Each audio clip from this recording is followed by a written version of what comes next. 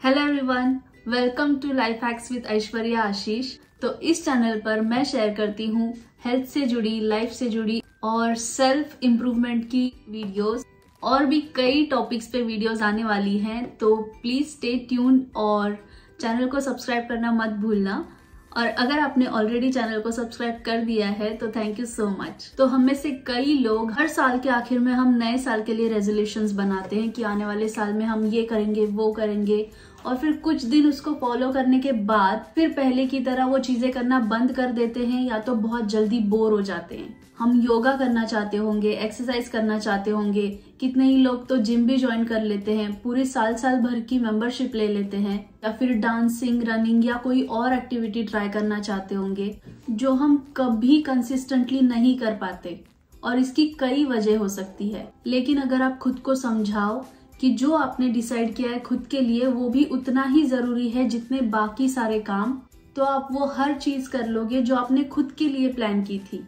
उसके लिए ये वीडियो प्लीज लास्ट तक देखना, बहुत अच्छे पॉइंट्स है जो मैं बताने जा रही हूँ और आई होप कि वो आपके लिए यूजफुल रहे।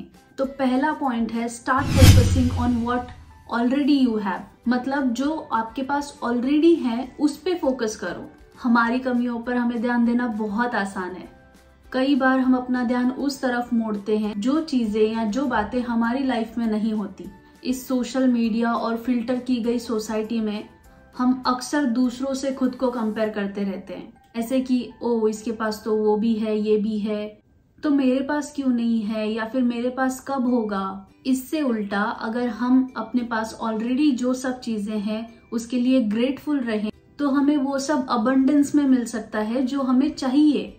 हमें अपने आप से ये पूछना चाहिए कि क्या हमने कभी भी जो भी चीजें हमारे पास ऑलरेडी हैं, जो हमें बिना मांगे मिली है, उसके लिए हमने कभी भगवान से या यूनिवर्स से थैंक यू बोला है। और अगर नहीं बोला है तो अभी बोलना चाहिए, क्योंकि जो हमारे पास है वो शायद किसी और के पास कहीं पे नहीं होगा और वो इंसान उस चीज के लिए तरस रहा होगा जिसका हमें रियलाइजेशन भी नहीं है कि हमारे पास इतनी अच्छी चीज है, या इतने अच्छे रिश्ते हैं, या इतने अच्छे पेरेंट्स हैं। हमें पता भी नहीं होता, लेकिन हमारे पास कई ऐसी चीजें होती हैं जिसके लिए हमें ग्रेटफुल होना चाहिए, लेकिन फिर भी हम किसी और की लाइफ को देखकर, किसी और के सोशल मीडिया वाले पेज को देखकर हम कुड़कुड़ते रहते हैं कि अरे इसके पास ये है, वो है, और मेरे पास क्यों नहीं हो सकता। ये सोच ही गलत है कि इसके पास है तो मेरे पास क्यों नहीं हो सकता। तो उसको नोटिस करना शुरू करते हैं। जो चीजें ऑलरेडी, जो बातें ऑलरेडी हमारे पास है, जो रिश्ते हमारे साथ है,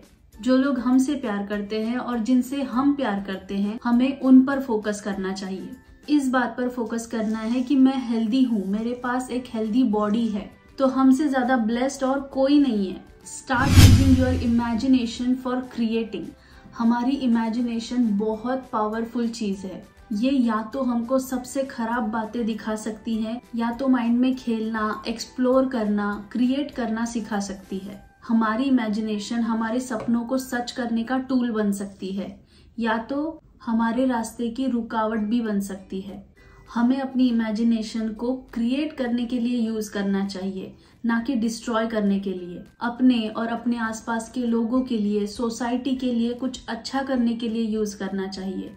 फॉर एग्जाम्पल, हर उस चीज पर ध्यान लगाने के बजाय जो चीज गलत हो सकती है, अगर हम अपना बिजनेस शुरू करेंगे तो कितना सेटिस्फाई फील करेंगे, सभी लोगों की हेल्प भी कर पाएंगे जिनकी हेल्प हम करना चाहते हैं। तो तीसरा बहुत ही अच्छा पॉइंट है start ignoring what others are doing in their life. इससे या उससे खुद को कंपेयर करना बहुत आसान है हमारे लिए। दूसरों को देख देख के खुद को जज करना, खुद की बॉडी को जज करना, खुद पे तरस आना, या खुद को किसी बात के लिए ब्लेम करना, ये हम बहुत इजीली करते हैं आजकल।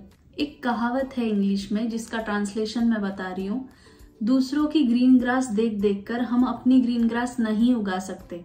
उसके लिए हमें अपनी गार्डन की ग्रास पर काम करना पड़ेगा। वो हर मेहनत करनी पड़ेगी जिससे हम भी अपनी गार्डन को सुंदर बना सके।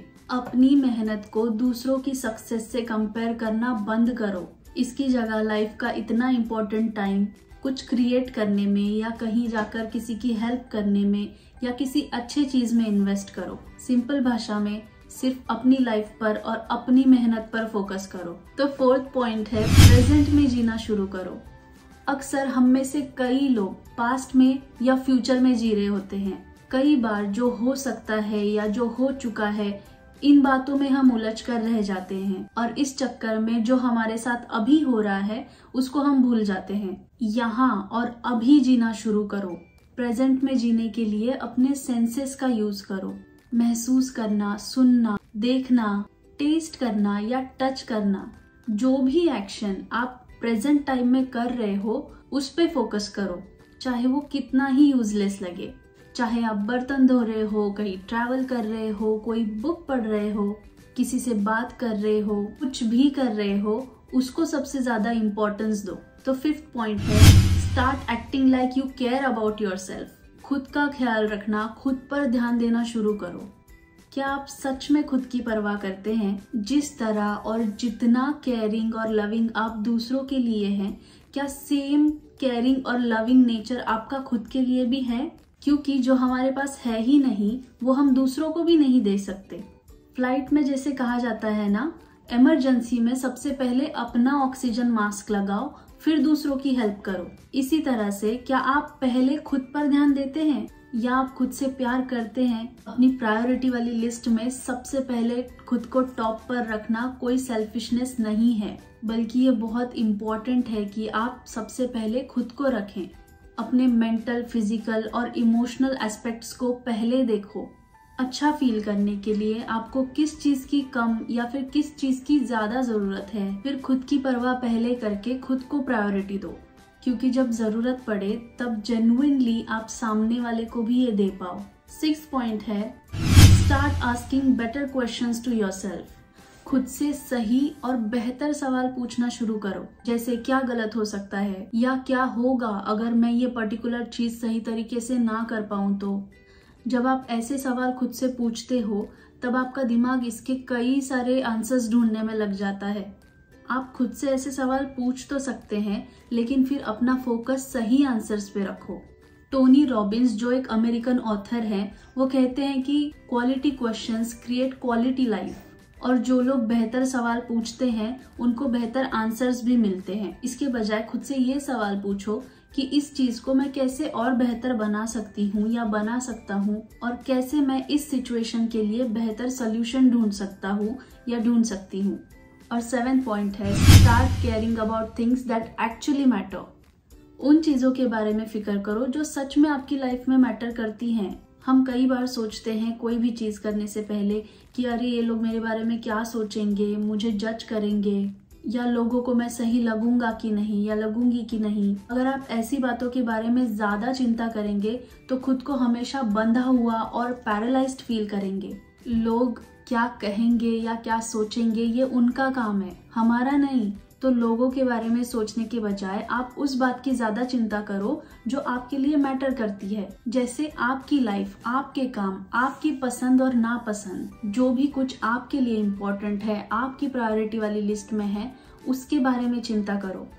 जो भी कुछ आपके लिए इम्पोर्टेंट है उस पर ध्यान दो। खुद की लाइफ को किसी और की मर्जी से चलाने की जरूरत नहीं है। वो हम ही हैं जो खुद की लाइफ को डिजाइन करते हैं।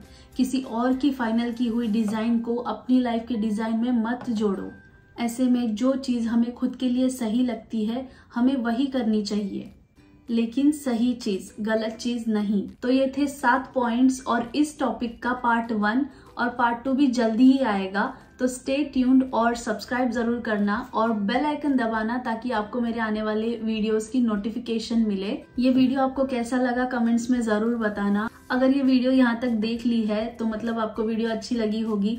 अच्छी लगी है तो प्लीज लाइक कर देना और शेयर करना अपने फैमिली और फ्रेंड्स में, शायद उनके लिए भी हेल्पफुल हो जाए। मैं मिलती हूँ आपसे नेक्स्ट वीडियो में किसी नए टॉपिक के साथ। तब तक be kind and take care.